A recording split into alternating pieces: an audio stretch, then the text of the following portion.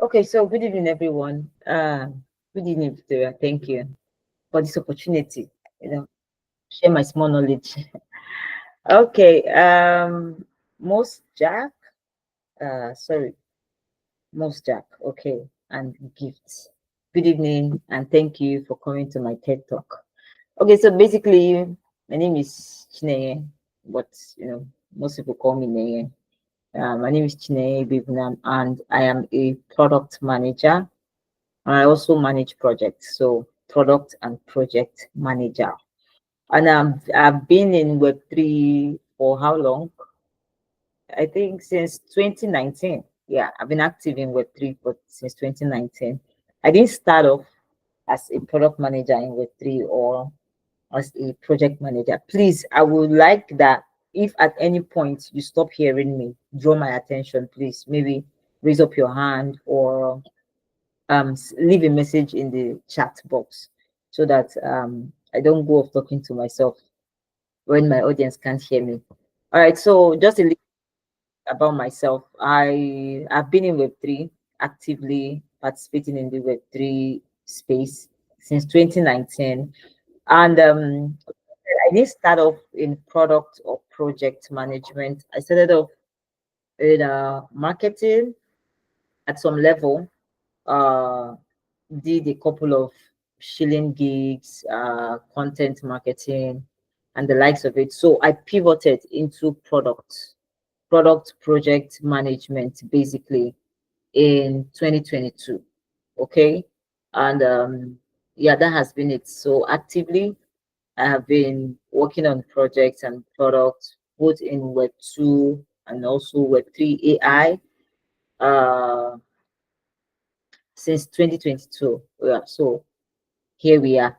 And today I'm going to be taking you on something very crucial.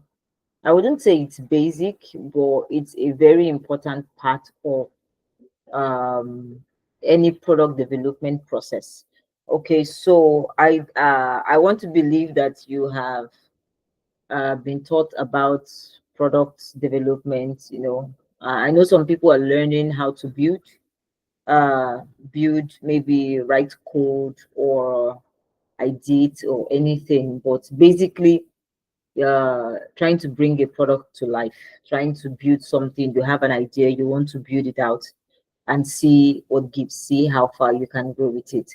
Now, in the product development phase, project or product management is basically is interwoven in that process. It is like, would I say it is part? It's not, product management is not outside product development or project management outside the product development. Now, for context sake, I would like to do a brief distinction between product management and project management. So that, because I know a lot of people use that word interchangeably, but they're not the same thing. So for a product, when you're managing a product, it means you are kind of like giving birth. Okay. So you are going through that process of giving birth. Let's use, human birth experience. So when a woman conceives, uh, she now has like a life, that she's responsible for, and she has to carefully take care of that life for the next 9 months, okay, before it is brought to life. And in the course of doing that, she has to make, her ability to be able to bring that baby to life. It's not necessarily about a list of, it's not necessarily about a checklist. I think it starts from a decision. So deciding that I want this baby, and what kind of baby do I want? I want a healthy baby. And so that means I have to make some adjustments. I have to make a decision to eat healthy. I have to make a decision to take my sleep routine seriously. I have to make a decision to exercise. I have to make a decision to register for antenatal up until that child is born. And when the child is born, the work does not end. That is when the main work starts, because you have to start caring for that child, nurturing that child, and all that, until the child is grown, where you feel like, oh, this child is now 20 or 25, so I can now leave him to the world, you know. So that is how product management works. So as a product manager, you are part of the development team, you know, from the ideation, from when that idea was conceived. So from the conception, from the ideation, up until the execution. So when you have designers designing what is it called, user interfaces, and also designing what the experience, user experience will look like, and also the engineers, you know, when they are doing their thing, using code to bring that idea that you have been able to define for them to life. And then when they finish building, it doesn't end there. Your product now has to go to the market, because you're building your product for somebody. You're building your product for people. Even if you are building, even if it's an office tool, something you will use to make your internal work processes better, you're still building for people. You're not building for yourself. Assuming you, let's say in this case, you're building something in an organization. Okay, you're building something that you want to use to improve your communication from team A to team B, because you notice a lot of conversation just keeps slipping through the cracks. Okay, and so you want to ensure that people who need to be part of this conversation. Okay, somebody raised their hand. Can you hear me? Can anybody hear me, please? Yes, I can hear you, ma. It's Kelsey. Okay, Emedio. okay, okay. Okay. Yeah, thank you, ma. Please, the attendance for this session like is on the call chat. Please, every participant should feel it. Thank you very much, ma. Thank you, people. Oh, okay, all right. So I hope we're taking note of that announcement. All right, so like I was saying, from when you are ideating, when you are conceiving this idea, even if you're not part of the ideation phase, so you come in after they have finished like mapping out what they want to build, and then you join that team. So as a product manager, what are you supposed to do?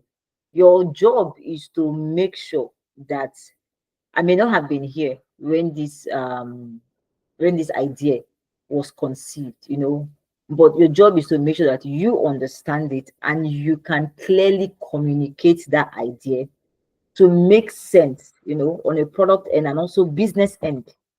Because that is the goal of every product at the end of the day, is that it's going to reach a supposed audience, okay, targeted audience, and it's going to make some kind of money. You cannot remove what is it called, the essence of a product from the impact it's going to make on that business. Okay, so that is that for product management. So it's an entire life cycle from when an idea is conceived to the execution to the growth, okay, to launch, to growth, to even decline till that product ceases to exist. Now, for project management basically just takes care of, let's say, to dos, okay, checklist within a particular product. So let us assume that you're building your app, like I said, your communication app, you want to improve communication in your organization. Okay, so you just notice that some people, emails are not working for them. So you feel like a more streamlined communication uh, application, you know, is going to work, so that you don't have communication slipping through the cracks. You don't have people missing out on important information. Okay, so you build that, and then you now have a list of things that you want to do. Okay, so let us say a major feature for that application would be that you want person A to be able to send messages to person B. Now that is a feature, the messaging feature. So the number of tasks, those tiny, tiny, little micro tasks that you have to do within that particular uh, cycle to bring that particular feature to life. Now that is the project. So you are breaking down the things you need to do to bring this uh, parts of your product to life. those tasks. So you need a designer to design maybe a button. You have decided that this is going to be a button, or it's going to be a chat box. You need a designer to design it. You need the engineers to be able to code it so that when person A sends a message and clicks and hits on that send button, person B receives it in real time. So all those micro tasks that you're doing in between to bring this particular feature or this particular product to life, now that is the project. So, and that one has a timeline. That one is mostly timeline based. Meanwhile, the product itself is mostly decision based. It's decision heavy because it's about you making decisions, you are making trade-offs. And then for the project, it's just okay, we need to do this and we need to do it within this time because we want to bring XYZ thing to life. So that is just the difference. And so let's say you want to open a shop, okay? So I want to bring this down. I don't know how technical those of us in this class are, but let's bring this home. So going to market, go to market strategies. When you hear that, I don't know what comes to mind, but let me paint a simple scenario. Say you want to open a shop, okay? I'm going to share my screen now. So please let me know when you can see my screen.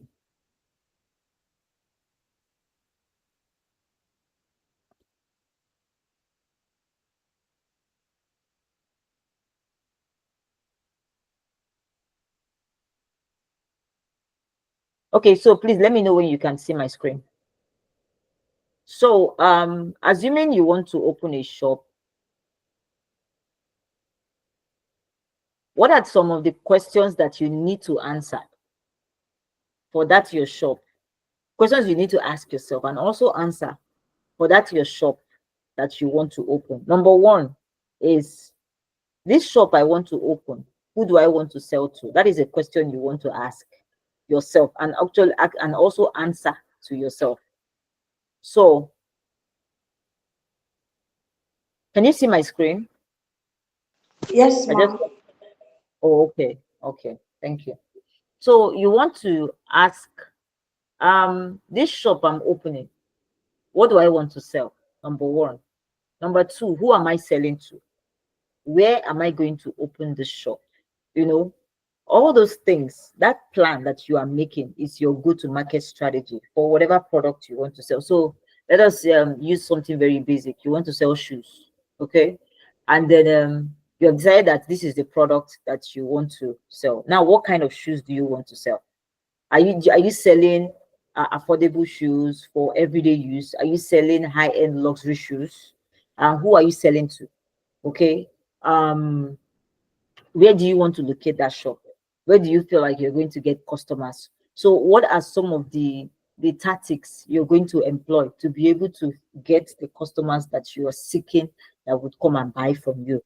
Now that is basically that plan, drafting out that plan, asking that question and answering it is what going to market means. So it means basically that you're introducing your product to the world. And the reason you're doing this is you want to find your fit for that product and possibly attract the right users. Because, like I said, you have been building. So you and your team, your devs, your designers, you guys have been grinding hard, and then you have been building an app that would make let's use a digital product and a Web3 product. So okay, who can mention, let's make this interactive a little bit. So who can mention a major challenge, like a major challenge that everyday people have that you feel like Web3 would solve? So let us use that as our case in study while we go through this. So if you want to speak, please, you can just unmute your mic and let me know who is speaking. Okay. Or you can raise your hand.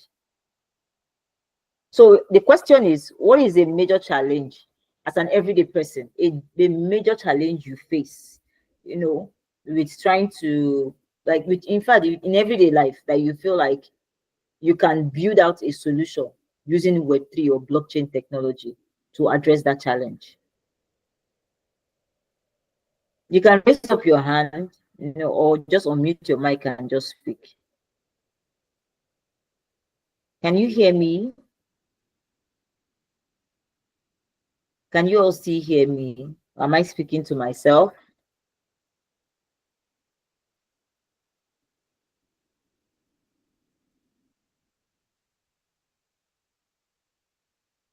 Okay.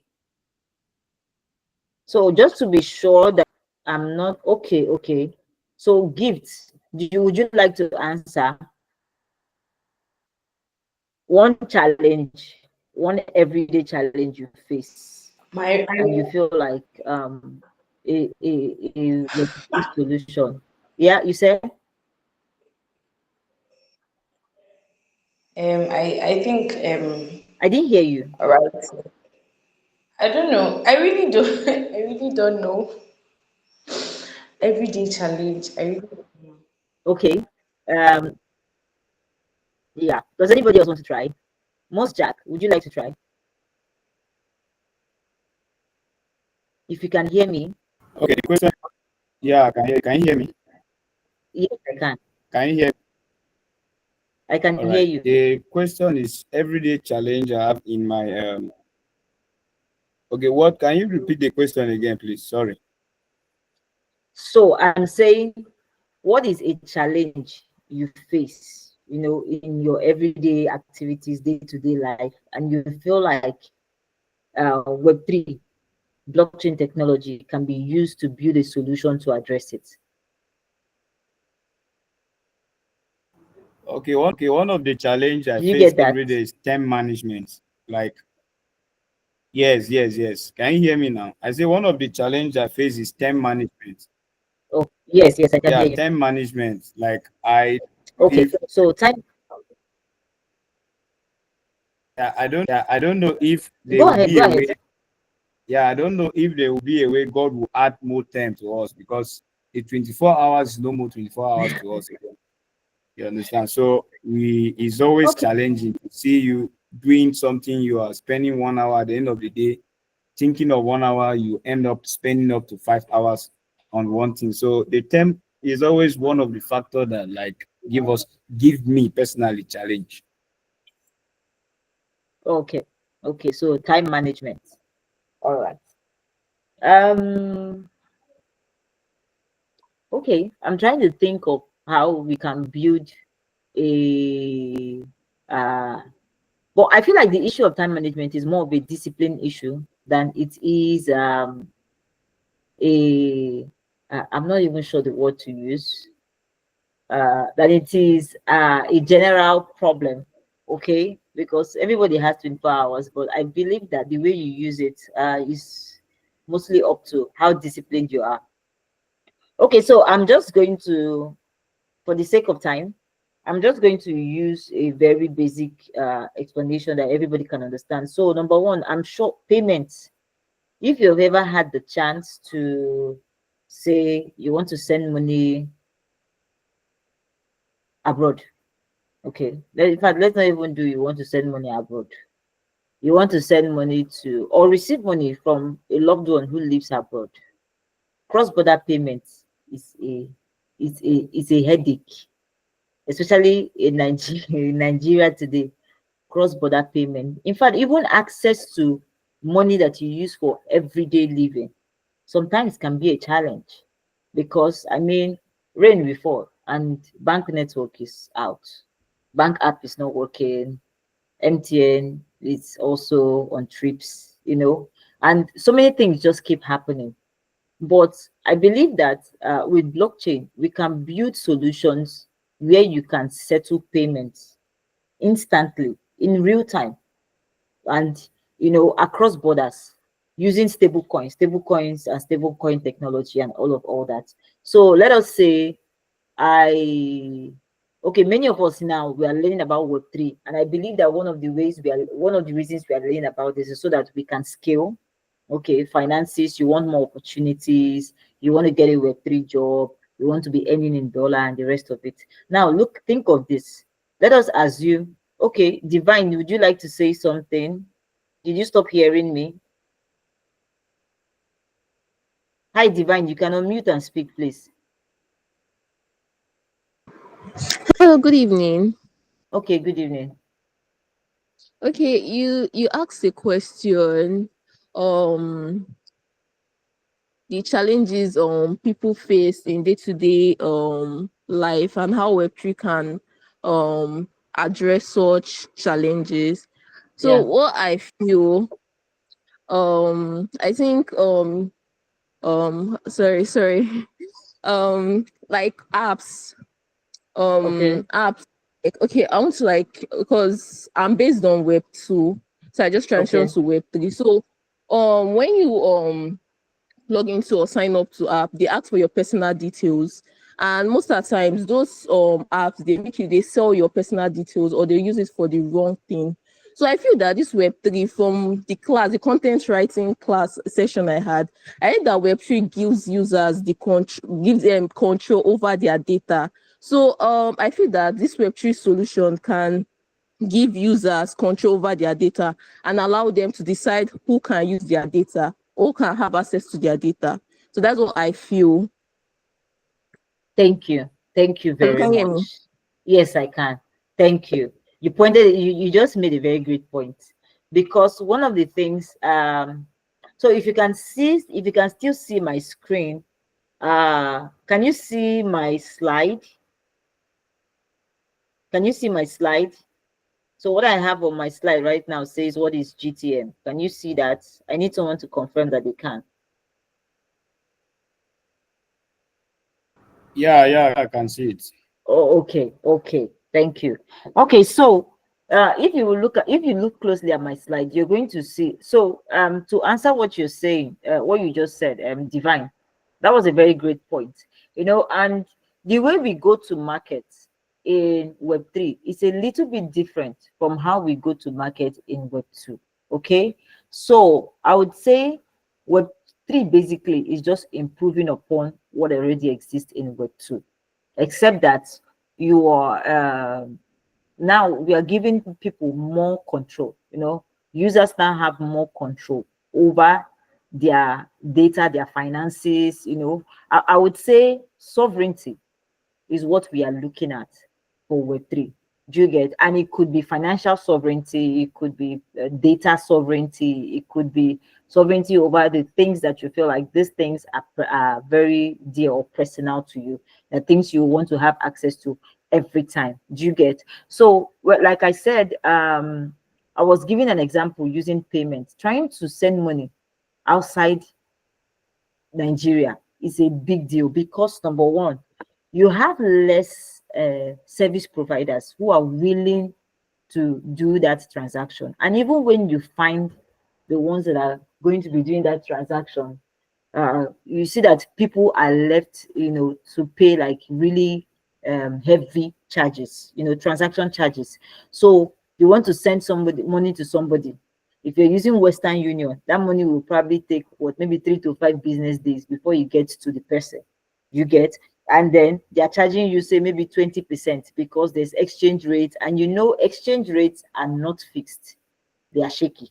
You get? So there are a lot of factors to consider, which makes sending money across state lines, across borders, very hard, very difficult, and very expensive. And but one thing Web3 is after. Web3, like I said, sovereignty and inclusion.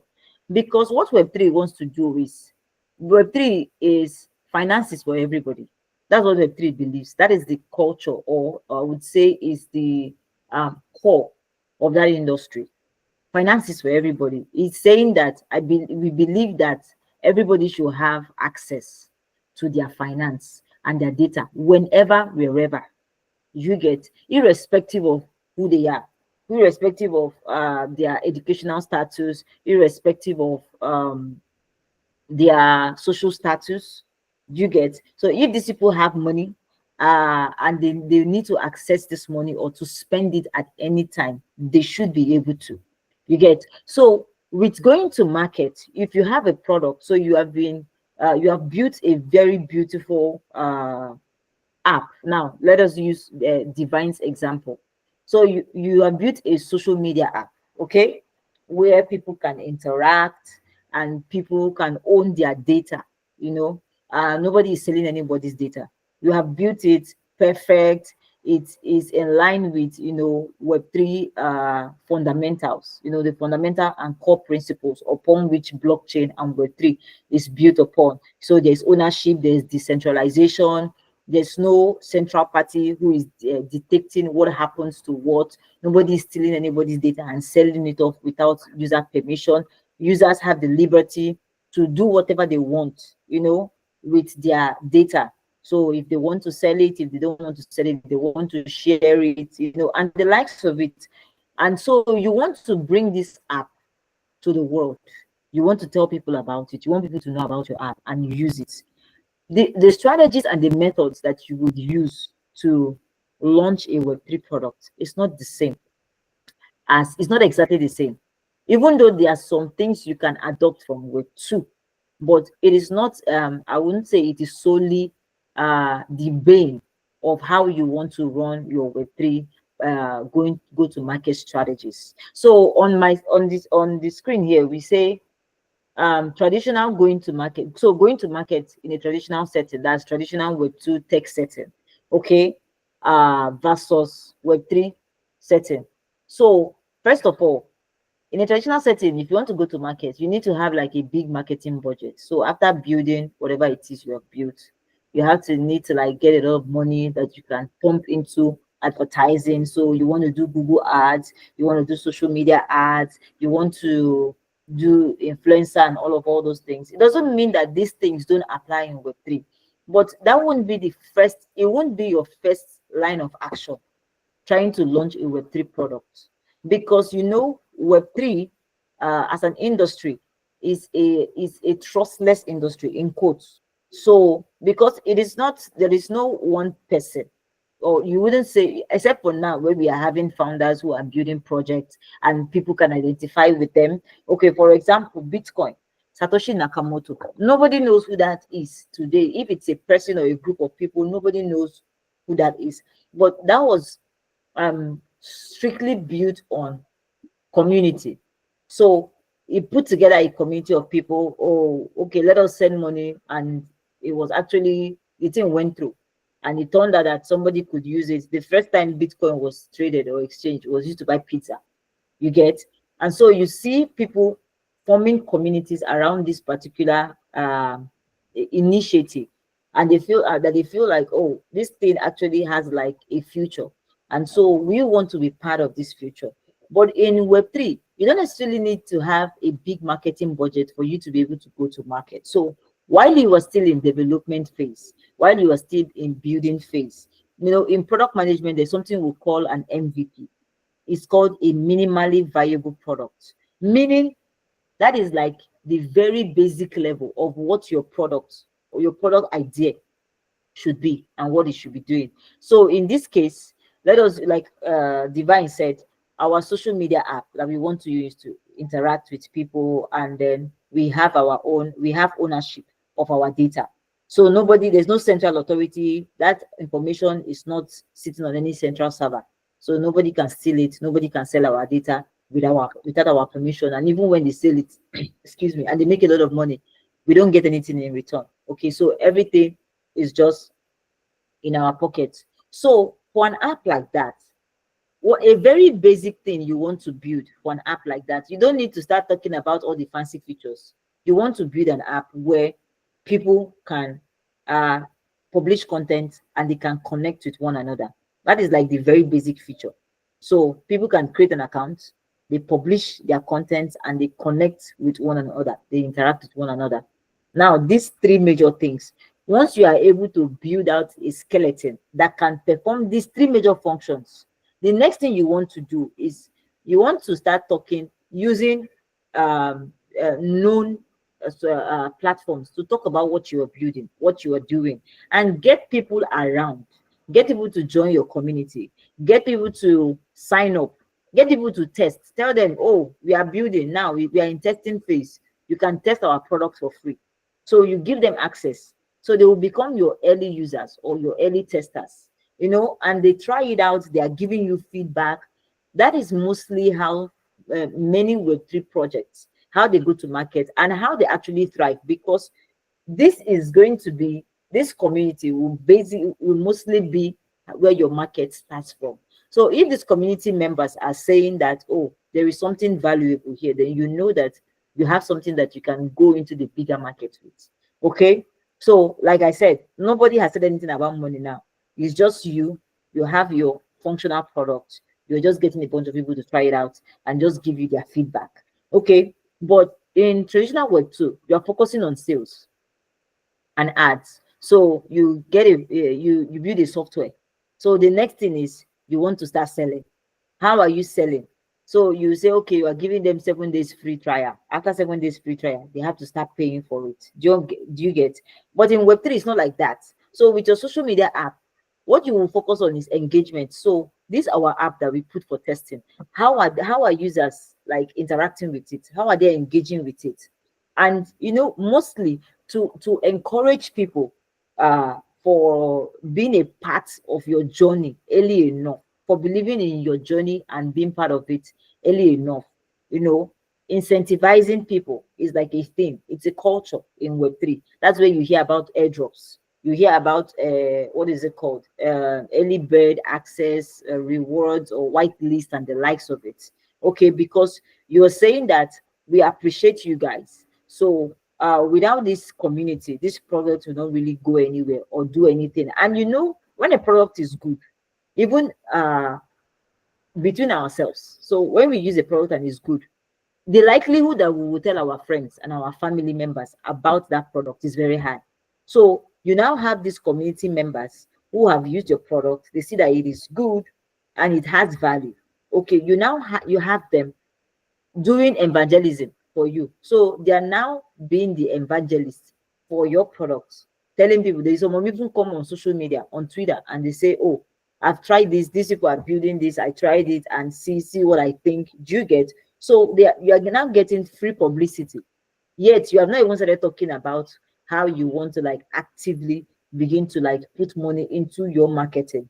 It doesn't mean that putting aside the marketing budget, it's not important. It is, but it is not the bane upon which you want to, because it's going to be very horrible if you finish building a terrible product that nobody wants, very dead product, and because you feel like you have $100,000 in your marketing budget, you're just going to like throw the money around and your product will just magically do well. It doesn't work like that. It's not going to work like that, because at the end of the day, after the hype and everybody finish coming for their own share of the incentives, they are going to run away. And yet you have built no real value, you have built no real customer. Okay. And then in traditional GTM, traditional products, of course, is central. So there's a central control. That software is on a central server, and you're probably using Twitter or Facebook, or LinkedIn to do your marketing. And those are central distance. And all those, they are community guidelines. You use a word that they feel like, oh, this is an inappropriate word, and they flag your ad. The money that you spent has gone. Do you get? And if sometimes your account may be banned, but with Web3 communities and Web3 products, it is decentralized. So it is a thing of, oh, we are doing this. We would like to know what you guys think. We would like to know what you guys are. So we want to know what you guys are saying.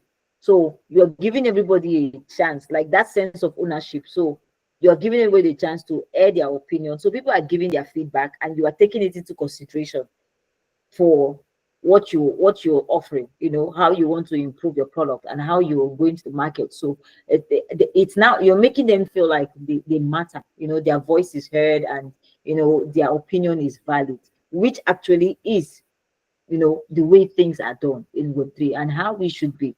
Because like I said, it's a trustless industry, and so in a trustless industry like that, credibility, it really matters. And so you want to give people, Web3 is built on decentralization, so you want to give people that opportunity. You want to give them that power. So you're putting it in the hand of these people and say, you know what, okay, let us put it to a vote. If you want XYZ feature, let us see how it's going to go. So you have 60% people saying yes, give us XYZ feature, and you have 40% saying we don't want XYZ feature.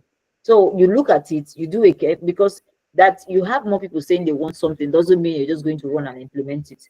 But you do a careful analysis and be sure that this thing is actually important and it's necessary, and then you put it. So it even helps you in the way you shape your product, because you are now getting direct feedback from the people who are actually going to use this product and who would likely spend money on this product should you introduce any payment method.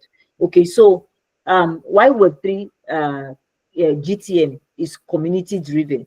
Number one, you want to build a strong community early enough. Like we said, when your app is in testing, when it is still rough, it doesn't have to be pretty. Just make sure that the major features are on a very basic level that that application should be doing. So for a social media app, on a very basic level, people should be able to create accounts. People should be able to post, publish content, and interact, with each other on the application. That's why it is called social media. So people can be able to socialize and interact with one another. So when you have these three features going, you can begin to build and scale and expand from there. And then you also want to incentivize them. However you want to do it, you want to, if you're going to launch a token later in the future, you want to actually reward these people who have been part of your community and who have believed in what you are doing, because nobody knows you. Okay, they don't know you, you are new. So this is people just taking a leap of faith in quotes, to be, and because you are actually offering value, not necessarily because you are building something that looks cute, but because you are actually offering value. If not, you're going to just have a bunch of people who are just there for the vibes and the hype, and when that phase and that season just goes, it phases out, they will just disappear, and then you are left with your product, you don't have users. Okay, so a project that did this early on, I think in 2020, either 20, between 2018 2020, Uniswap, when they just launched their V1, basically very basic. It's just a decentralized application where you swap one token for another, and when they launched it, people were trying it out, and people were trying it out just because, oh, this is now an easy way to exchange money. So when I have BNB and I want to exchange it for ETH, I don't have to send my BNB to the exchange, to exchange and then sell it to maybe USDT, and then you use the USDT to buy ETH, that whole cycle, because it is just now that we are having more trading pairs. Before, the trading pairs were limited, so you might not have a lot of trading pairs for Ethereum and projects that are not native to Ethereum. It was rare. Okay, so but now things have happened, a lot of things, a lot of changes, a lot of innovation has gone on. So then people found it really easy and very convenient that I can just swap my BNB for ETH on Uniswap, and it saves me that whole stress and that cost of moving my BNB out of my wallet to the exchange, trying to buy ETH and then getting it back and then withdrawing it, and it's just a whole lot of process, and money is just lost because you are paying gas fees. Money is lost in between. Okay, so when people were doing that, they were just doing it and just enjoying it. But Uniswap later decided to, reward the early users, people who believed in their products, early enough and used it, and it was very, very big reward. Many people who got from that reward, they really enjoyed themselves that time because it was really good money. So another thing you want to do when you're going to market is you want to leverage partnerships. So you want to collaborate with other Web3 projects whose value and goals align with your own objectives. These days we have so many meme coins. It's all vibes and inshallah on crypto Twitter. So everybody is just riding the trend wave. So what is trending? Trends have their place, okay? Vibes have their place, but the thing is, be sure that your product, that you have what you have built, you have your goals and your objectives that you are going to stick to, even though you're going to have to make adjustments here and there sometimes to accommodate, a few things that can, bring like some fresh perspective to your product. But never lose your goals and your objective, your North Star. You don't want to lose it. And because you are new, you're looking to collaborate with other projects who are credible, Okay, so because credibility score is a big thing, is a big deal. So you want to, even if not a project, but a few persons who have been able to build a reputation or something that has lasted and has provided value in the past, in this space. If you have the opportunity to collaborate with them, you may not collaborate with the big dogs like Coinbase and Bybit and the likes of them, but there's still some other small projects who have had like good things going for them. So if you want to, you can consider collaborating with them, and that would give you a platform. So you have the product, but you probably don't have the platform. So that collaboration will do that for you. Now, another thing you want to pay attention to when you are going to market is you want to pay attention to your metrics. You want to measure. So you have built your product and you have decided what kind of product it is. So we have our social media app now. We have built a community around it, okay, and we have our community members testing it.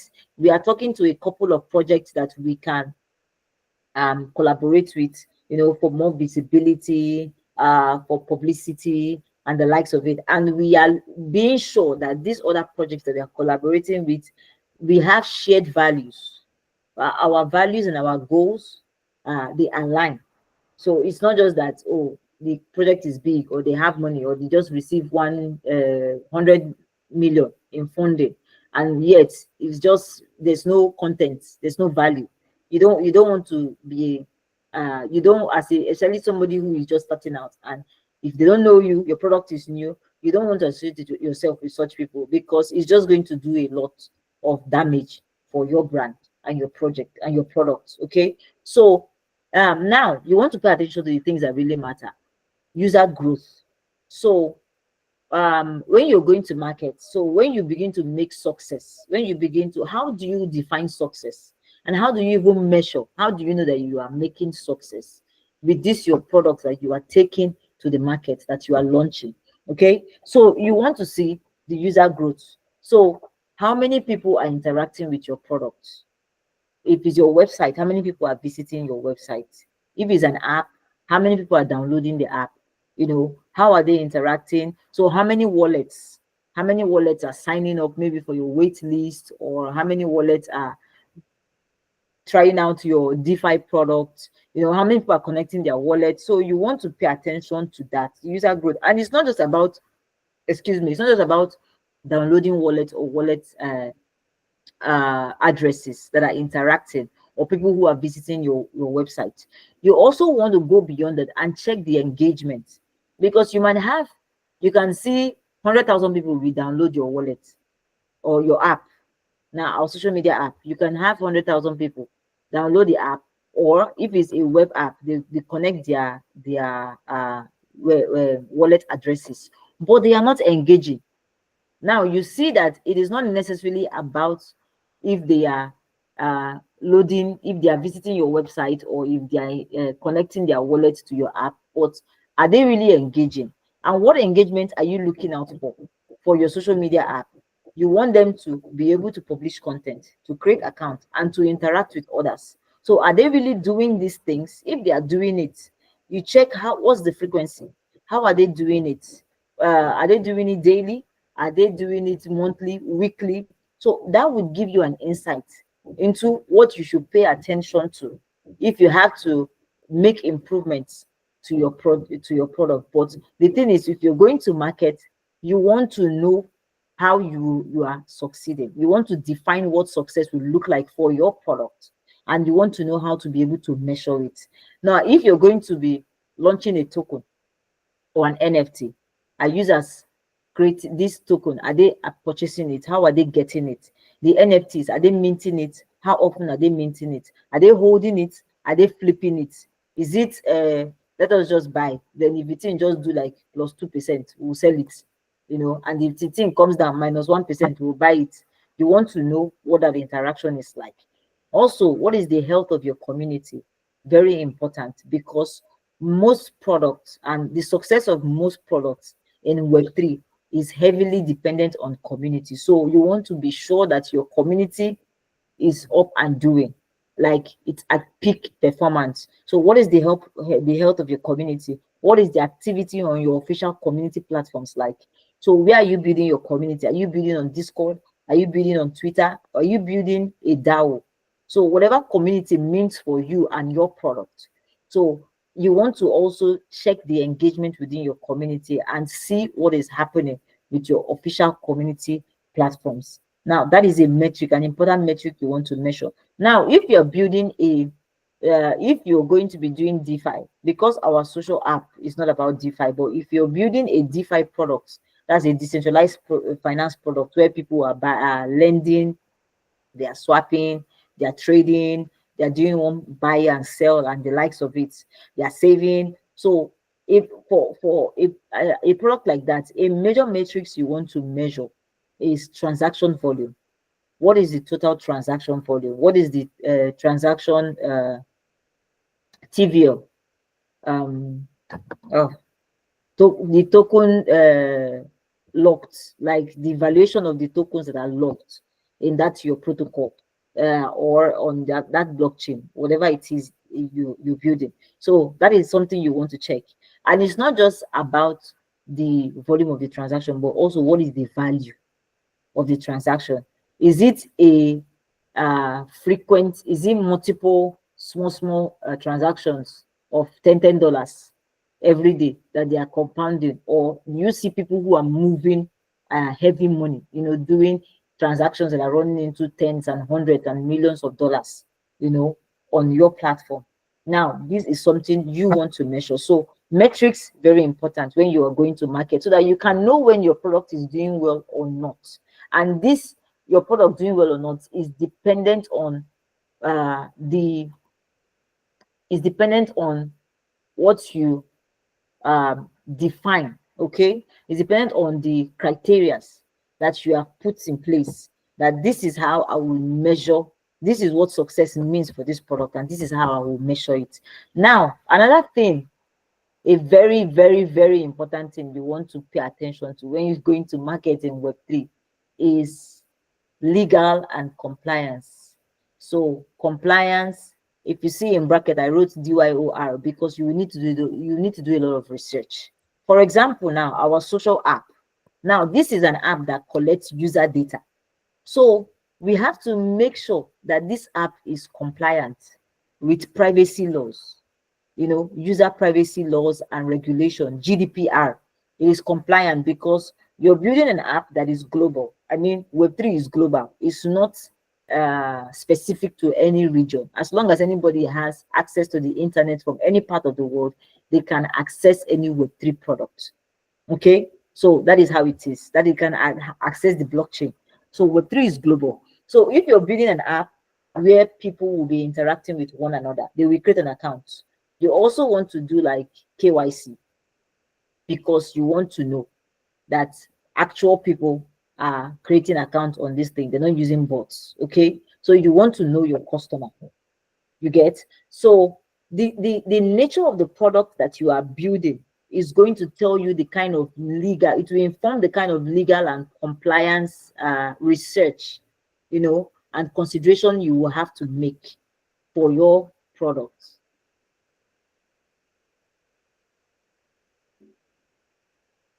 Okay, sorry about that. I just I tried to check a notification I received.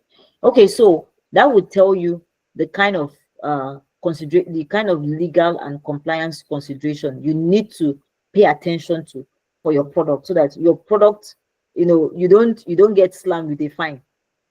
Because for our social app, for example, what we are doing basically is user interaction. So what we want to pay attention to very well is user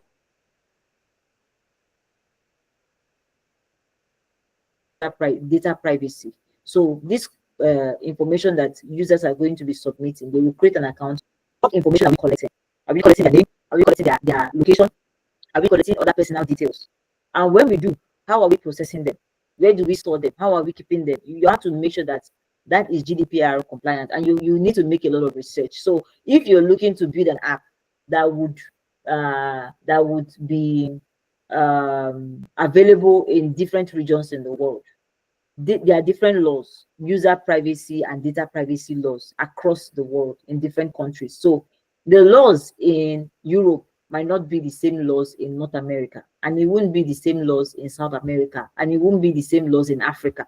So if as your product expands and as you are gaining new ground, as you're entering new territories, you want to be doing this research. So before you start saying you want to go to Europe, when you are scaling, before you scale into Europe, you want to make sure you have done work, not just on the market, but also on regulations, okay, for this. So can we run an application like this in Europe? And if we can, what are the things that we should be very careful of? What are the things we want to check? What are the things that we want to be wary of, so that we don't have regulators on our backs, strangling us and dragging us every corner like tiger gel? You get? So, but if you were doing a DeFi product, so data privacy is important, but the thing is, mostly, especially if you're launching a token, then your focus will now be, it won't be more on data privacy, but it will now be on token security and the status of that token. So your token, is it something that people, is it like an investment asset?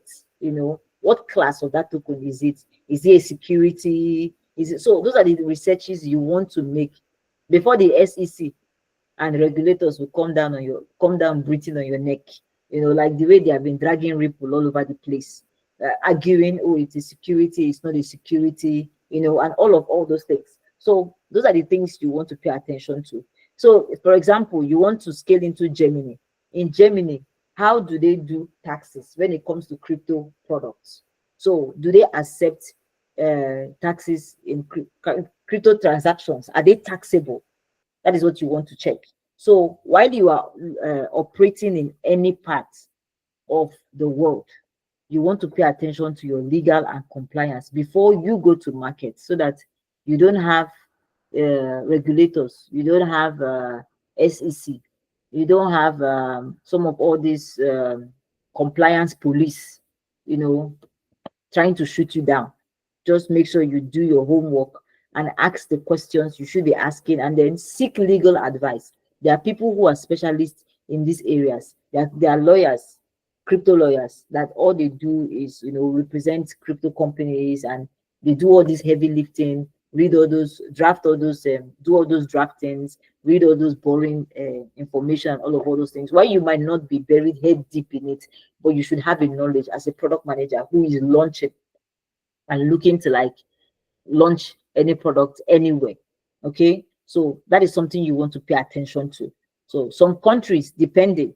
So for those of us who already use exchanges, so you use exchanges like Bybit, Gate.io, you notice that you do KYC before you can do any transaction, and that is because all these checks are necessary. They are important, so that they don't come and what is it called? Regulators and people in charge, authorities, don't come down breathing on your neck and saying that you're not doing KYC and you're not doing AML checks, and so people are using your platform as an avenue to launder money using crypto, because crypto is anonymous now, or is pseudonymous. Let us use that word, pseudonymous, because you can track your wallet and you can see what's happening on the blockchain. Okay, so you are using your platform to launder money. You're letting people launder money with your platform and everything, and before you know, they slam you a fine, or even worse still, they shut down your product, okay, or they kick you out of their country, so you cannot operate. All those things. You don't have license to operate in those places. So you want to really pay attention when going to market to your legal and compliance, because that is going to save you a lot of stress, or it could just bury your product just before it sees the light of day. Okay, so some case studies we are going to look at for some products. We're going to look at case studies for some products that have done well in the past, and some products that have not done well. I'll say they have failed. So play to earn first became a thing with Axie Infinity. Axie Infinity was like this application. It's built on I think Ethereum, and then they were building like these very cute, I don't even know what I would even call them, creatures.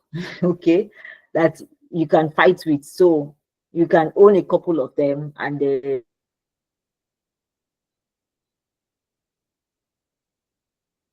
like this battleground fights, and then people were fighting with all those their very cute miniature strategy that they use to grow their community. And they had like a huge community in the Philippines. Another one was Ethereum name service domains when it started. So people could now do people could now have .eth. So instead of having that long, boring wallet address that you cannot even recognize. You can't recognize your wallet address, even if you look at it 1 million times, except you write it out and paste it on your wall. If not, you just, once you see that 0x, something, something, something, and had some numbers at the back. But Ethereum was now like, you know what, we can make this better. So instead of having this thing, which is supposed to be your identity, like we all know, your wallet address is your identity on the blockchain, because the blockchain is pseudonymous. Ethereum now said, you know what, let's give people a chance. Let's make this fun. So convert this long string of text and numbers that people don't even understand, and it never really makes sense to them. Let us give them an opportunity where they can make it more human. So I can now have, instead of my wallet address, I can now have Chineye.eth, meaning this my wallet address. I have now converted it into something that people can read. So it's readable and we can still use it to transact, and it was a success because they were able to do a fair token launch without the dominance of venture capitalists, that gave them funding and all those things. And now a failed case was Terra Luna. So I don't know how many of you were around or how many of you were in Web3 in 2021.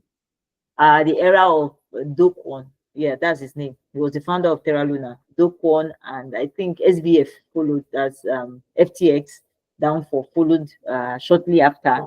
So those are like big fails, and I feel like they actually went down because they really did not pay a lot of attention to the things that mattered.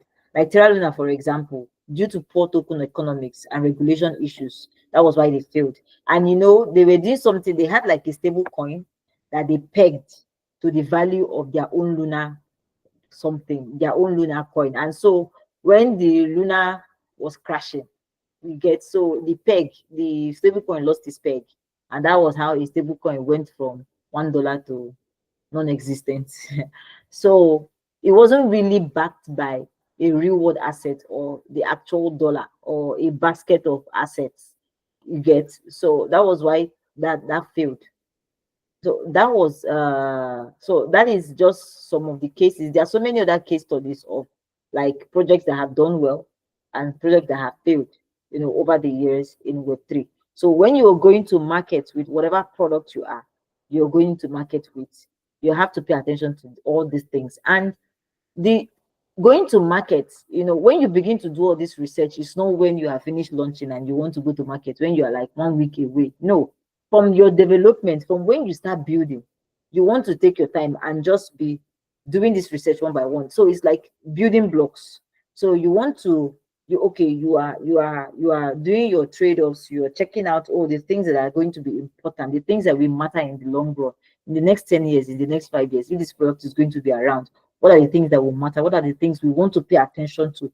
So while you are still in development, while you are in testing, while you are getting people, while you still have your drop draft, you're getting people to check, if this thing works, if it is valuable, while you are validating your idea and all those things, before you start making it pretty and trying to scale all over the world, you want to be paying attention to this thing. You want to be doing all this research and getting this information ready, getting the facts ready, and getting the things that you need to go to market, so that when you hit the market, you're just going to snowball from there. You don't have to come back, even if you have to come back, but it wouldn't be that you did not do your compliance checks. It wouldn't be that your metrics are falling through the cracks because you didn't define what success would mean for you, or what failure would mean for your product, and how you want to measure it. It won't be that you're just going in blind, but you're prepared yourself. Now, here are some common Web3 traps you want to avoid when you're going to market. Number one, assumption without action. Oh, this happens I see it almost all the time on Twitter. Many people will just assume that, oh, because they are building something, people will use it. It doesn't work like that. Assuming that people will just stumble upon your product and love it enough to ride the wave with you just because you built it is delusional. You have to actively reach out. So active outreach is essential. You have to actively talk about your product. So these days we see a trend of something called founder-led marketing. So where you have the founders, talking more about what they are building, their product, not just them being in the background or in the sidelines, and then their developers are doing all the work, but they're actually interacting, talking about the product they are building, talking about their progress. They are even using their mouths, to sell their markets. So that is assumption for not just in Web3, but at all. Because if you're going to assume something, then you have to test and validate that assumption. And the way you do it is with action. So when you take the necessary action, you wait and see what kind of results you will get back.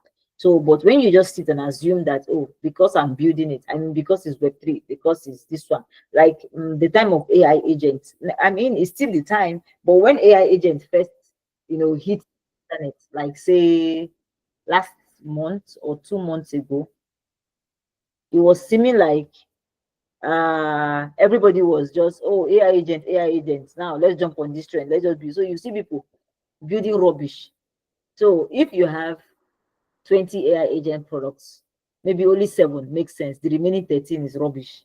So everybody, and they just assume that because, oh, it's blockchain and we have slammed the AI buzzword, we have put AI agents, and then people will just love it and just use it. Even if you get people, who would come in at that initial hype, there is not sustainable. You can't use that to say this is how you want to build your product, because over time people are going to realize that there is no value here for me, and then they will just disappear. They will just go. And then ignoring regulators, like I said, compliance, legal, you want to take it important, you want to take it very seriously, because if you ignore them, it will come back to bite you in the bum. This will come back to bite you, because they will just slam you with hefty fine, or what still, you will just get a court notice before you know you are in court for something you don't, if for a product that you even barely understand. You even barely understand what you're even building. You have never even finished your roadmap. In fact, you have never even gone halfway, quarter of your roadmap. You don't even know what this product is going to be like in the next 3 quarters. You have not even ideated that far. And yet now you have like an SEC case or something, or worse still, your product will just poof, go into thin air, stop to exist, to shut down. Okay, so you don't want to ignore regulators. Now, this is something a lot of projects do, over promising utility. If your project is trash, it doesn't have value, it's trash. The fact that you are offering, you have like what is it called, you are offering how many billion tokens, you have how many million market cap, and all those things, if there is no real use case, there is no real value for why that token should continue to be in circulation, is going to just disappear.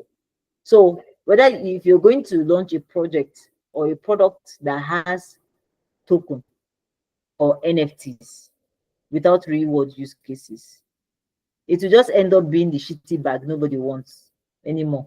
In most cases, that's what it is. And that means losing customers. So during the time of NFT, for those of us that were around during NFT era, so that was like, I think that was 2021, around 2020. Yeah, we have come out of COVID.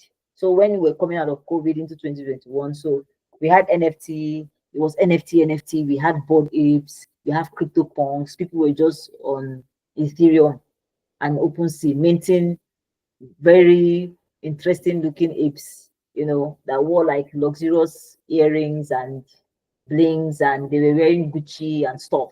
And then somebody will just mint that and put it on OpenSea at ridiculous price, tell you that they're selling it for 10 ETH.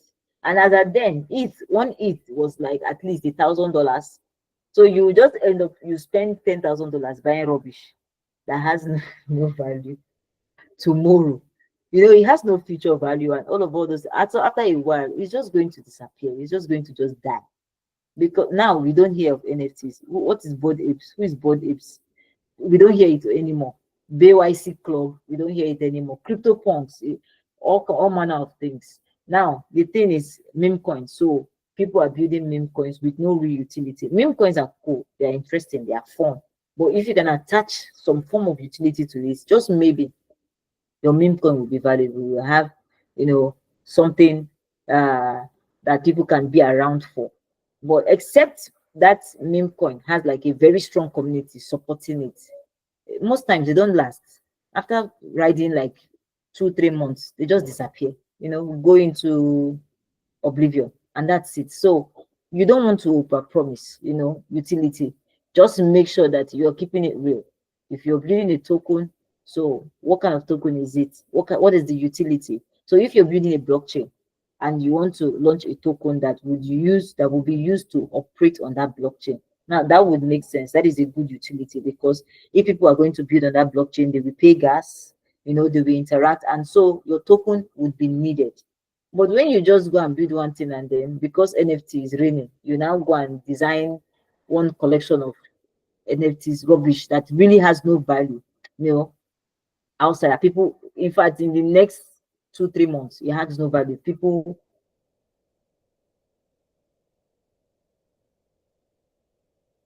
might not want it. Then I don't think that is what you want to be spending so much money or so much time on. So you okay. I think we are coming to the end of this session, because I'm already on my resources tab. So for further learning, here are some resources. So for those of us that are in class today, what I will do is I'm going to send this learning material, okay, to your organizers, and they can share it with you so that you can, take a closer look, have a copy for yourself, and also look at the resources that you can refer to. So what, I'm just going to take this. I will share the link now in the chat session, so that you can all just click on it. It's available for anybody on the internet to view, so you can see it. So case studies that you want to look at later, some podcasts you might want to listen to, and also one thing I did not mention is, before you launch any product, you want to be sure you really understand what's going on with basics, like I said, from the ideation. So even if you're not there when it was ideated, when that idea was conceived, and they started talking about how they want to work around it,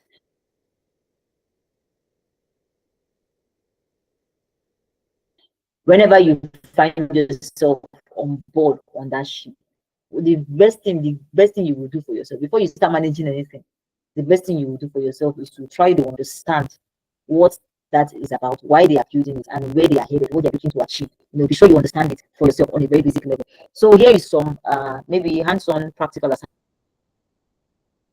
So think of an idea that you can build out with Web3 or blockchain, and then so these are the questions you want to answer, for that your idea. So who is your target community? Who are you targeting? What is the idea about? Who are you targeting? So you're going to outline 3 major metrics that you want to track for that particular idea that you feel like is important, and you would like to track, to show if your product is doing well or not. And then how will you incentivize your early users? So assuming you are building a social app like Divine, social app where users can own their data like Divine, how do you want to incentivize early users? Because I would assume that at the early stages, that app doesn't have a token. It might never even have a token, because if you cannot defend the utility for that token, there's no point having it. There's no point creating it. Okay. The fact that people can, sometimes I feel like the fact that people can just go on the internet and just write a code and just mint magic money, billions of it out of thin air, it's concerning. Okay. But for a social application where people just want to interact with one another and publish their content, and own their content, there might not be any need for a token necessarily.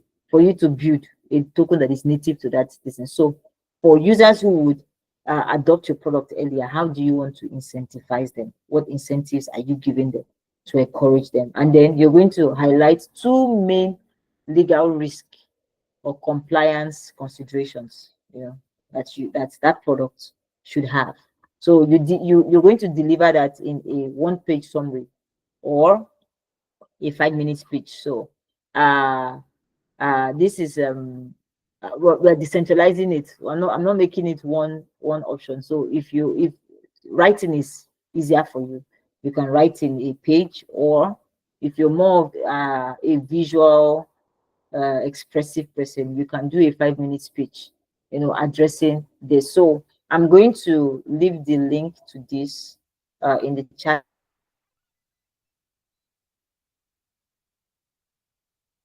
session so that we can go. So I think this is the for next steps. Basically, it's a good place for you to start your Web3 journey, so you can join more Web3 communities. If you find projects or products that are coming up in the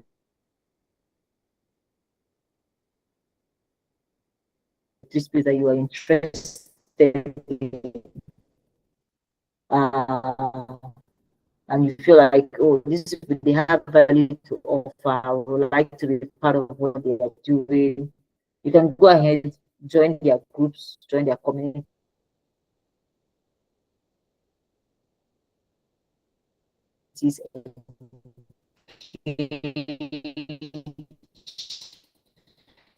and also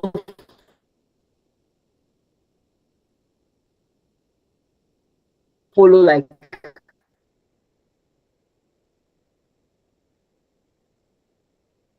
credible and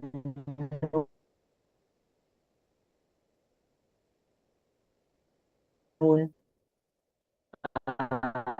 established crypto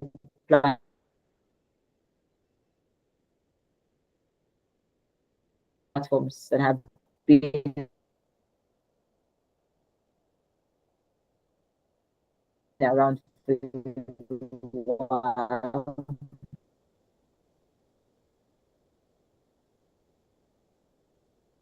CoinGecko, CoinDesk.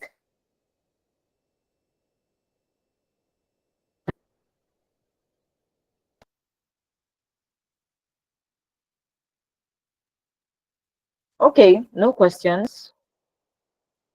Are you sure? That means you understood everything I said. So, Divine, do you think I did a good job, or I did justice to trying to use your social app, as a case in study for our lesson tonight? Okay, deadline for the assignment. Today is Friday. So let's say Wednesday. Let me give you enough time so that you can think out an idea. So Wednesday next week. Next week Wednesday is the deadline. And you're submitting to Kelsey, she's not here. Or you know what? I'm going to leave my email here. So when you are submitting, just use the subject line GTM assignment. Just Web3 GTM assignment. That's what you will do. That will be the subject line for the submission. So let me share the slides here.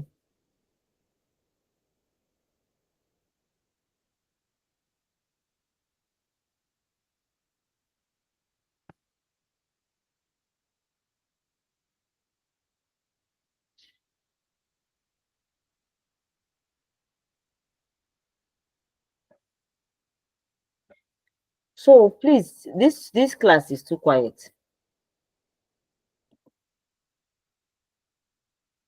I would like to hear some people's voice.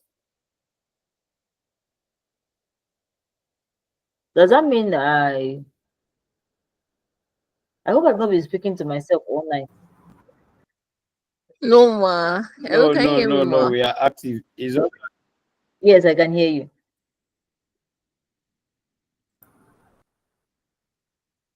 Emma, you asked the question. Yes.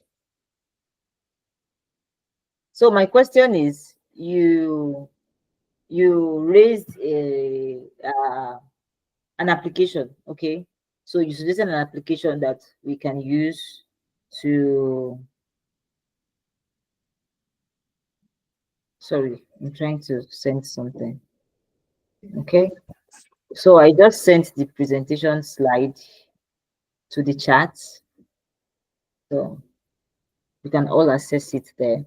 So I was saying, you mentioned an app, okay, where users own their data. And I was saying, do you think in trying to use it as a case in study to explain our topic for tonight, do you think I did a good job? Did I explain well? Did I cover, basics, the things that you should know if you're going to be launching an application like that?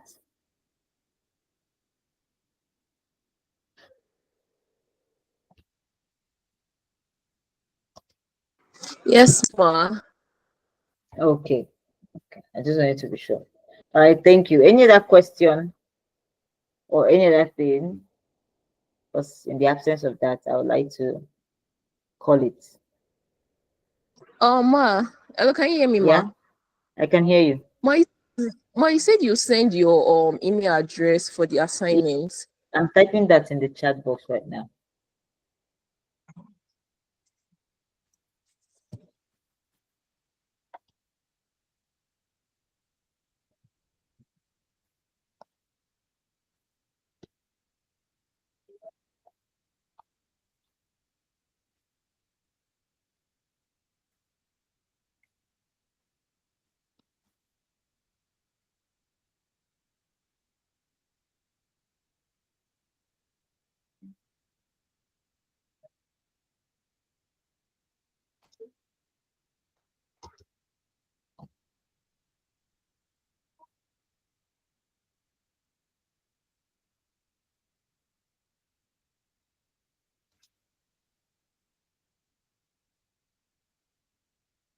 Okay.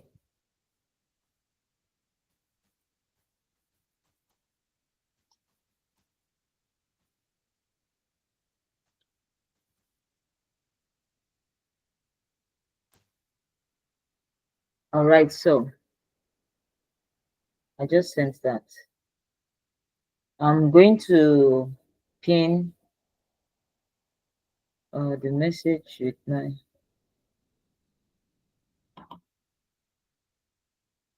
So I'm going to pin it, the message that has my email. So when you're submitting your assignment, just use Web3 GTM assignment as a subject line.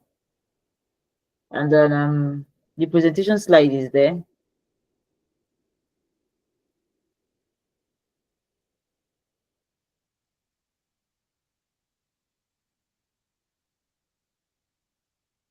Where you submit your assignment and also the presentation slide.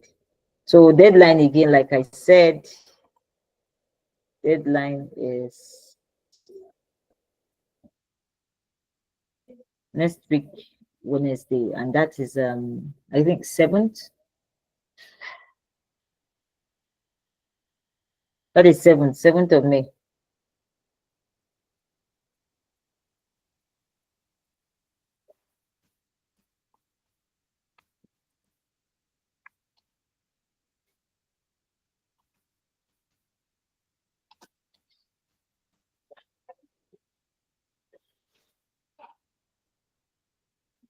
Okay, so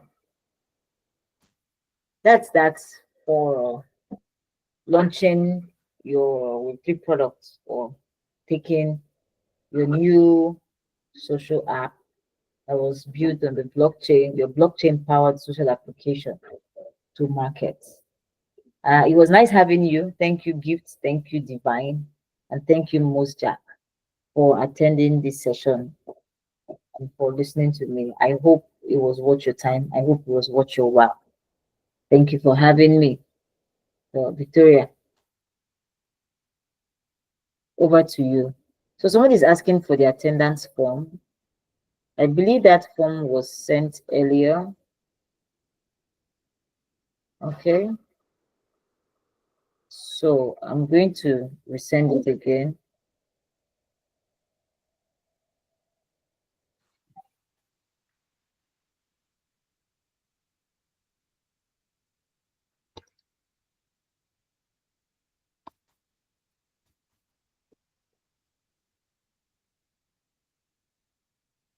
So attendance form is here.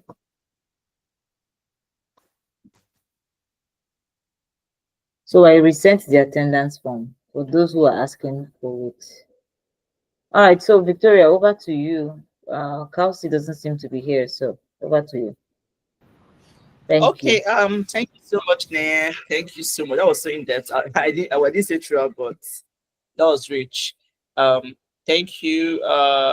Yes, and you've already covered the grounds for the assignment and everything else, including the attendance. So, I need to copy out this information. Okay, they sent it to you directly. Okay, awesome, great, great, great. Let me copy this information out before I end the meeting. But I really appreciate, like, we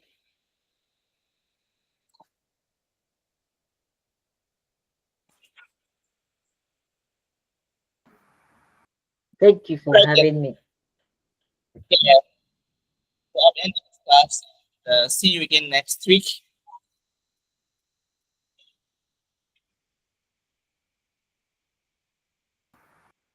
Okay, bye everyone. Bye. Divine, what's up? Okay. Sorry, it was a mistake. All right, all right. That's fine. That's fine. No problem. Let's do